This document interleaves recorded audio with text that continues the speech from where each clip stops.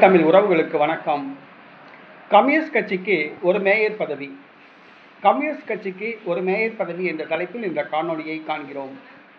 2021ஆம் ஆண்டு திமுக கூட்டணியில் Marxist communist கட்சி, இந்திய கம்யூனிஸ்ட் கட்சி ஆகியவை இருந்தன. தங்களுக்கு மேயர் பதவி வேண்டும் என்று கோரிக்கை வைத்தன. ஆனால் திமுக கண்டுகொள்ளவில்லை. மார்க்சிஸ்ட் கம்யூனிஸ்ட் கட்சிக்கு மட்டும் ஒரே ஒரு துணை மேயர் பதவி, மதுரை மாநகராட்சி துணை மேயர் பதவி மட்டும் வழங்கியது. மேயர் பதவி காங்கிரஸ் கட்சிக்கு மட்டும் ஒரு மேயர் பதவி வழங்கியது. மீதி உள்ள 24 மாநகராட்சிகளிலும் மேயர் பதவியை திமுகவே வைத்துள்ளது. தற்பொழுது திமுக கூட்டணியிலிருந்து மார்க்சிஸ்ட் கம்யூனிஸ்ட் கட்சி, இந்திய கம்யூனிஸ்ட் கட்சி ஆகியவை வெளியேறி தமிழக வெற்றிக் கழக கூட்டணியில் இணைந்துள்ளன. தமிழக வெற்றிக் கழக கூட்டணியில் இடம்பெற்றுள்ளதால் 5 மாநகராட்சி மேயர் பதவிகள் வேண்டுமென கேட்டுள்ளன. ஆனால் நடிகர் விஜய் ஒரே ஒரு மேயர் பதவிதான் கம்யூனிஸ்ட் கட்சிக்கு வழங்க முடியும் என்று கூறிவிட்டார்.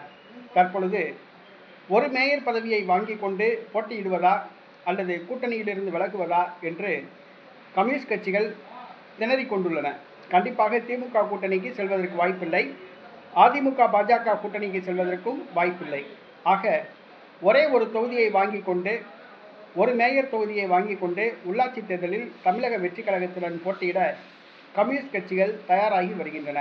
கம்யூனிஸ்ட் கட்சிகளுடைய நிலைமை நாளுக்கு நாள் பரிதாபமாக மாறிவிட்டது. கம்யூனிஸ்ட் கட்சி முன்பு போராட்டம் என்று சொன்னால் மக்களிடம் உண்டியல் குலுக்கி வசூல் பண்ணும்.